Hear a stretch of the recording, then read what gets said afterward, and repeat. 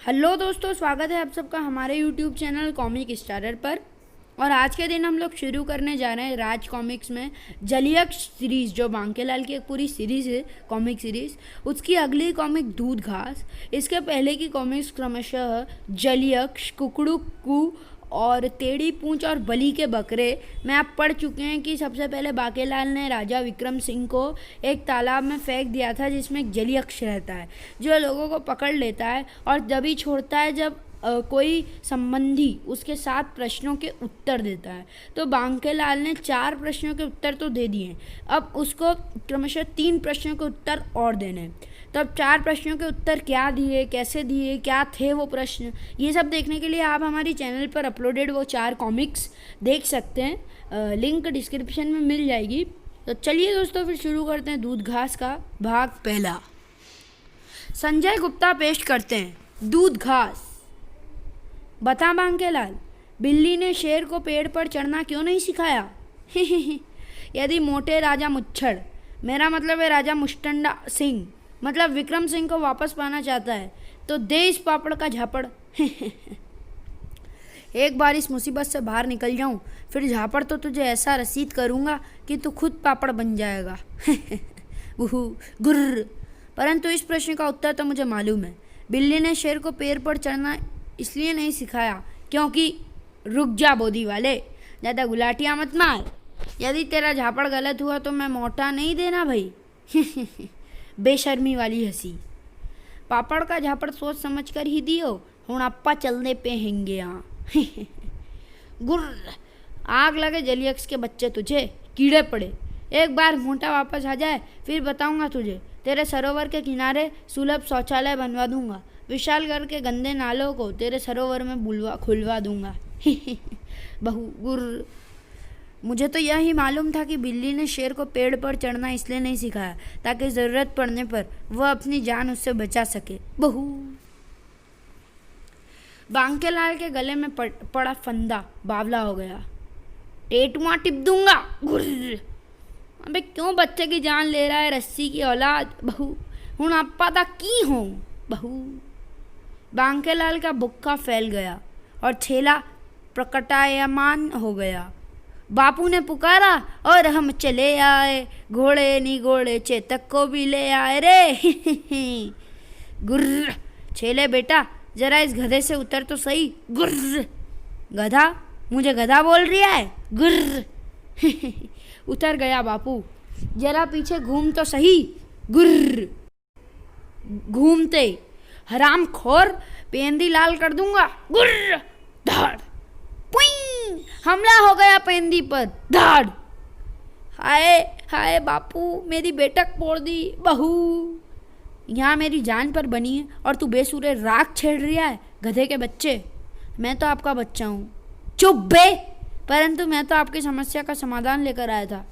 कैसा समाधान? यह लो बापू अंगूठी। यह मायावी अंगूठी है। इसे धारण करते ही आप भूतकाल में स्थित बावला वन में पहुंच जाएंगे। भूतकाल में जाकर वन में भूत बनकर घूमूंगा क्या बावले? गुर्र। आपको यक्ष के पापड़ का झापड़ भूतकाल में मिलेगा, बावला वन में। काम की बात सबसे आखिर में बताता है तू सचमुच गधे की औलाद है। अंगूठी धारण करते ही बांकेलाल पहुंच गया भूतकाल में। ओह, लगता है मैं बावला वन पहुंच गया। परंतु ये छेला कहाँ गायब हो गया?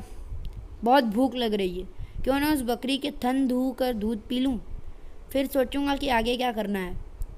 बांकेलाल ने बकरी को दबोच लिया। कहाँ भागती है, मैं तोरा दूध पी जाऊंगा। परंतु अगले ही पल बांकेलाल के भूत भाग गए। पी कर दिखा। गुर्र। पुर्र। यह तो बकरी की खाल में भेड़िया निकला। बहू। अब भेड़ा सुर तेरा पिएगा। मैं दूध नहीं देता बहू। ही। मैं खून की बात कर रहा हूँ। गुर्र। बहू, मुझे बख्श दो राक्षस भाई, मैं तुम्हारा गुलाम बन जाऊंगा, जो कहोगे करूँगा। बहू। सुन मानव, मैं तेरी जान एक शर्त पर बख्शूंगा। मुझे आपकी सभी शर्तें मंजूर है राक्षस जी। बहू। सुन बोधी वाले, आज से ठीक 7 दिन बाद पूर्णमासी है। पूर्णमासी की रात जब पूरा चांद आकाश में निकलेगा तब तुझे मेरे लिए जंगल के राजा शेरपाई बावलिया का सर काटना होगा। शेर?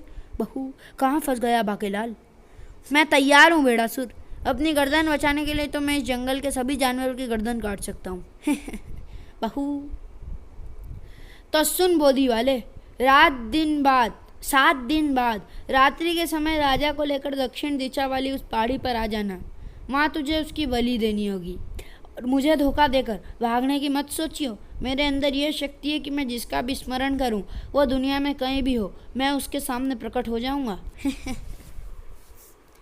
यह कमीना भेड़ासुर अगर इतना मायावी है तो खुद ही शेर की जान क्यों नहीं लेता? बहू, मेरे पास 7 दिन कहाँ है, उससे पहले ही यह दबा दे मेरा टेटुआ टिप देगा। बहू, अगर जलीयक्ष के पापड़ का झापड़ खोज कर इस मुसीबत से बचूंगा तो भेड़ासुर मुझे कहीं से भी खोज कर मार डालेगा। बहू, टेटुआ टिप दूंगा ससुरे का। गुर्र। और बाकेलाल ने फिर अपना बुक्का चौड़ा किया। बहू, हुण आपा दा की होआ बापू? बांकेलाल ने सारी घटना छेला को सुनाई। आप चिंता ना करो बापू, हम लोग भूतकाल में, यहाँ का समय हमारे समय से काफ़ी तेज चलता है। यहाँ के 7 दिन का मतलब हमारे समय के 7 घंटे। ओ, मतलब मेरे पास 7 दिन मतलब 7 घंटे।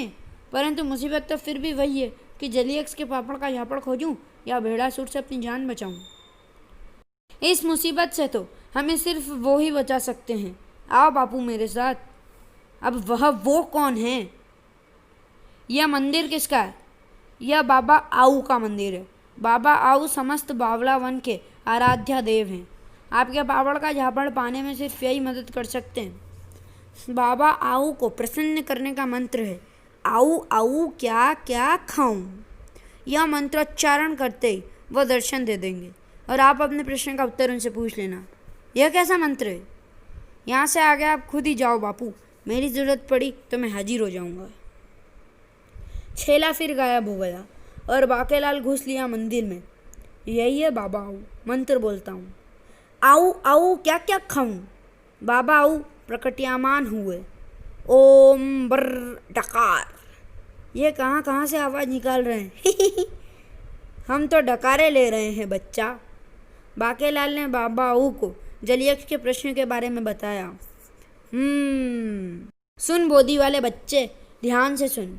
आज से 7 दिन बाद पूर्णमासी। आज से लेकर 7 दिनों तक इस जंगल के राजा शेरपाई बावलिया पर कई जानलेवा हमले होंगे। तुझे हर क्षण उसके साथ रहकर उसके प्राणों की रक्षा करनी है, तभी तुझे पूर्णमासी की रात्रि अपने प्रश्न का उत्तर मिलेगा। मर गया बाकेलाल।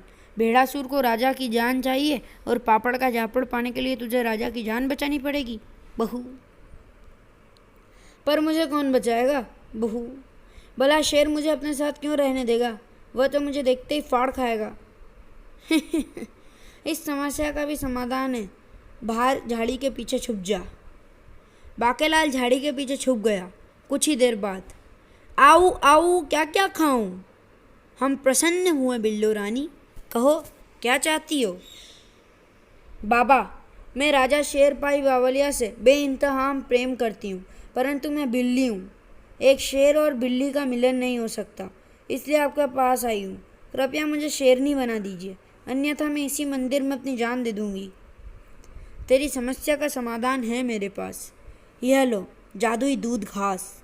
इसका सेवन करने से तुझे मनचाहा रूप मिलेगा और राजा शेरपाई तुझे देखते ही तुझ पर मोहित हो जाएंगे। परंतु मेरी भी एक शर्त है। मुझे आपकी शर्त मंजूर है। तू समस्त वन्य प्राणियों में सबसे ज़्यादा समझदार, बुद्धिमान और चतुर है। तुझे अपना समस्त ज्ञान 7 दिनों में राजा शेरपाई को सिखाना होगा, अन्यथा तेरा महापोष भंग हो जाएगा। यह जादुई दूध घास तब तक खत्म नहीं होगी जब तक तुम्हें इसकी आवश्यकता है। इस जादुई दूध घास की खीर का सेवन करने से तुम्हें अत्यंत रूपवती शेरनी का रूप प्राप्त होगा, परंतु एक बार सेवन के पश्चात इसका असर मात्र 6 घंटे तक रहेगा। मतलब हर 6 घंटे में तुम्हें दूध घास का सेवन करना होगा, अन्यथा तुम वापस अपने असली रूप में आ जाओगी। यदि तुमने 7 दिनों में राजा को अपना समस्त ज्ञान दे दिया तो हम तुम्हें हमेशा के लिए शेरनी बना देंगे। एक बात और, इस दूध घास की खीर तुम खुद नहीं बना सकती, इसे कोई मनुष्य ही बनाकर तुम्हें खिला सकता है, अन्यथा इसका असर नहीं होगा। परंतु बाबा, मैं बोला इस वन में मनुष्य कहाँ से ढूंढूंगी, वह भी ऐसा जो मेरी सहायता करे और मुझे दूध घास की खीर हर 6 घंटे में खिलाए। इसका भी इंतजाम है हमारे पास। ओ बोदी वाले, आजा झाड़ी से बाहर। एक दूसरे से जान पहचान कराने के बाद बाबा आऊ ने बिल्ली रानी को अपने करीब बुलाया। कुसर कुसर कुसर। ओह ये बात है। गुर्र। यह दोनों आपस में क्या खुसर पुसर कर रहे हैं, कुछ सुनाई नहीं दे रहा। बेटा बांकेलाल, संभल कर रही हो, जरूर दाल में कुछ काला है। सारी बातें साफ होने के बाद, अच्छा भाई, अब तुम दोनों को एक दूसरे की मदद करनी है, हुण आपा चल दे हैंगे आ। बर्र, बड़ी वाली डकार। बांकेलाल, इस दूध घास की खीर बनाकर मुझे खिलाओ ताकि मैं रूप परिवर्तित कर सकूं और हम राजा शेरपाई के पास जा सकें। बांकेलाल ने दूध घास की खीर बनाकर बिल्लो रानी को खिलाई और वह खूबसूरत शेरनी में परिवर्तित हो गई। यम यम, इसका स्वाद तो बहुत अच्छा है। गुर्र, मेरी तो आते भूख से कीर्तने कर रही है। अरे तुम तो शेरनी बन गई। अब हमें शेरपाई के महल में चलना होगा। याद रखना, मेरा नाम शेरो रानी है और तुम मेरे अंगरक्षक हो। अरे किसी की चिल्लाने की आवाज़ आ रही है, उधर झाड़ियों के पीछे से आ रही है। बचाओ बचाओ। छोड़ दे हमें दुष्ट राक्षस, वरना हम तुम्हारी वो कटवा देंगे। क्या कटवा देगा? महाराज के कहने का अर्थ है कि तुम्हारी गर्दन कटवा देंगे। ही। छोड़ दे महाराज को दुष्ट। यदि मुझसे बचना चाहता है तो मेरे 3 प्रश्नों के उत्तर दे। अगर तूने उत्तर नहीं दिए या गलत दिए तो मैं तेरे सर के टुकड़े टुकड़े कर दूंगा। अरे यह तो राजा शेरपाई बावलिया है। इसे किसी राक्षस ने पकड़ लिया है। क्या? प्रश्न का उत्तर नहीं दिया तो तुम मेरे वो के टुकड़े टुकड़े कर दोगे? बहू, अब तेरी खोपड़े के टुकड़ी कर दूंगा। वही तो मैं भी कह रहा हूँ बहू, तू बेताल है क्या? नहीं, 3 ताल हूँ। दे मेरे 3 प्रश्नों के उत्तर। सुन राजा, मेरा पहला प्रश्न, यदि मेरे पास 2 आम हैं और मैंने दोनों आम खा लिए तो बता मेरे पास क्या बचा? बहू, यह तो बहुत कठिन प्रश्न है, मुझे वो करने दो। अबे क्या करने जा रही है? गुर्र, वो करने दो, मतलब विचार करने दो। बहू, यही मौका है बिल्लो, कूद पड़ो मैदान में और दिखा दो अपने दिमाग का जौहर। परंतु मुझे इस प्रश्न का उत्तर नहीं मालूम, मैंने कभी आम थोड़े ही न खाए हैं। अरे मैं बताता हूँ ना, मैंने बहुत आम खाए हैं। ठहरो, महाराज की ओर से प्रश्नों के उत्तर मैं दूंगी। तू कौन है? जो भी है, बड़ी चंगी है भाई, इस पर तो मेरा दिल आ गया। मैं शेर और रानी हूँ, परदेसन हूँ, दूर दूसरे जंगल से आई हूँ। महाराज को देखते ही मैंने अपना दिल उन्हें दे दिया। मैं उन पर कोई संकट नहीं आने दूंगी। ओए थारे दीदे फिर गए से के छोरी के देख लिया तूने इस पिलपिले कद्दू में? इनके लाल लाल टमाटर जैसे गाल, प्यारी आंखें जैसे संतरे की फांके, घोड़े की दुम जैसी लहराती मूछें, अमावस के चांद सा चमकता चेहरा। बस कर, और तारीफ मत कर इसकी, फटाफट मेरे प्रश्न का उत्तर दे। तुझे देखा तो ये जाना शेरनी, प्यार होता है दीवाना शेरनी, अब इस वन से कहाँ जाएं हम? बेसिर पैर के गाना गा रिया है, चुप हो जा वरना तेरी दुम उखाड़ दूंगा। गुर्र। सुन राक्षस, यदि तेरे पास 2 आम है और तूने 2 आम खा लिए तो तेरे पास बचेंगी गुठलियाँ। आए, इसने तो सही उत्तर दे दिया। बहू, दूसरा प्रश्न सुन। अंडा किसका बड़ा, हाथी का या चींटी का? चींटी का। वो कैसे? बड़ा तो हाथी होता है। होता तो है पर वो अंडा नहीं देता। गुर्र। ठीक है, अब मेरा तीसरा प्रश्न सुन। बता, वो कौन सा दल है जिसमें कोई शामिल नहीं होना चाहता? वह दल है दलदल। दलदल में कोई भी शामिल नहीं होना चाहता क्योंकि वह उसमें धंसकर मर जाएगा।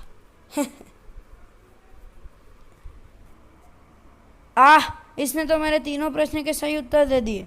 मेरी मृत्यु ऐसे ही होनी थी। बहू, आज तक कोई भी प्राणी मेरे तीनों प्रश्नों के सही उत्तर नहीं दे पाया था। अच्छा भाई, अप्पा चल दे हैंगे यहाँ। ओए छोरी, तू फिर सोच ले, इस पिलपिले के चक्कर पे ना पड़। हिच, आखिरी हिचकी। हमारी वो बच गई, हमारी वो बच गई। क्या जान? तुमने हमारी जान बचाई। हमारे साथ चलो सुंदरी, हम तुम्हें अपने वो में रखेंगे। क्या?